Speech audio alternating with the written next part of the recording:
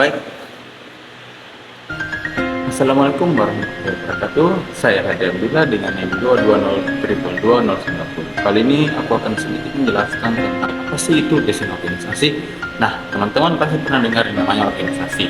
Nah, di dalam organisasi tersebut terdapat struktur organisasi yang dimana berkaitan dengan hubungan-hubungan yang relatif tetap di antara berbagai tugas yang ada dalam organisasi. Proses untuk menciptakan struktur organisasi tersebut dan pengambilan keputusan tentang alternatif struktur tersebut dengan nama desain organisasi. Desain organisasi adalah sebuah tatanan dalam mengatur beberapa aspek dalam lingkungan organisasi yang meliputi strategi, teknologi, dan proses internal yang ada, beserta aspek lainnya yang dirancang untuk membentuk sebuah organisasi yang baik untuk mencapai tujuan yang diinginkan. Ada dua jenis struktur organisasi yang sangat kontras, yaitu yang pertama desain organisasi mekanistik dan dua desain organisasi organik yang dikemukakan oleh Burns dan Salker. Mereka menemukan bahwa lingkungan eksternal berkaitan dengan struktur organisasi. Ketika lingkungan eksternal stabil, internal organisasi dikelola dengan peraturan prosedur dan hierarki wewenang yang jelas. Semua keputusan manajerial dibuat pada tingkat puncak dan sentralisasi wewenang yang kuat. Itu disebut dengan struktur organisasi mekanistik. Beberapa organisasi yang menghadapi perubahan lingkungan yang cukup cepat memiliki struktur organisasi yang berbeda. Organisasi yang harus lebih adaptif dan spontanitas, aturan hukum umumnya tidak tertulis, aturan tertulis seringkali diabaikan. Orang mencari caranya sendiri-sendiri di dalam suatu sistem dan belajar apa yang harus diperbuat. Hierarki wewenang tidak jelas dan wewenang pengambilan keputusan tersebar secara luas, itu disebut struktur organisasi organik. Dalam struktur organisasi mekanistik, pekerjaan dibagi dalam tugas-tugas yang sangat spesifik dan ditentukan secara kaku dalam uraian tugas secara formal.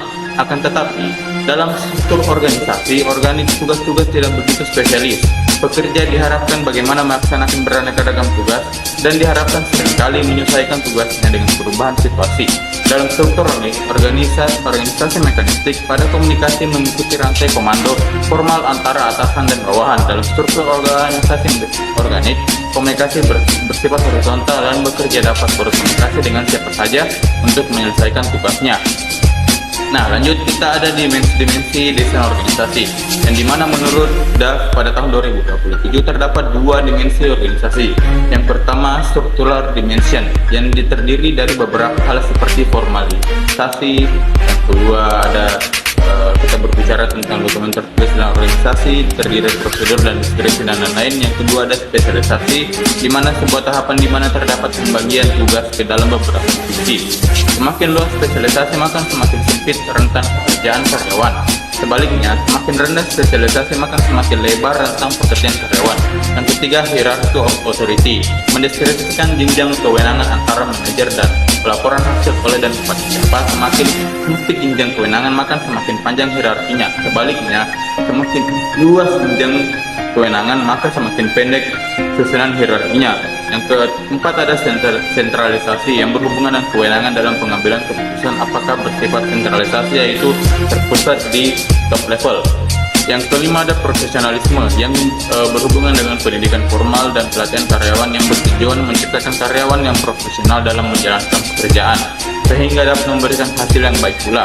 Yang keenam ada personal ratios. Tahapan ini berhubungan dengan penempatan karyawan ke dalam beberapa fungsi dan departemen. Kedua ada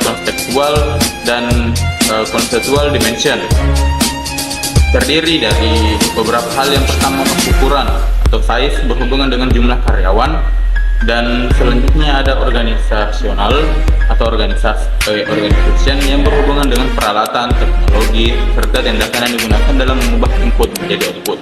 Sebagai contoh, dalam perusahaan manufaktur, mesin merupakan suatu aset dan berharga dalam menghasilkan produk.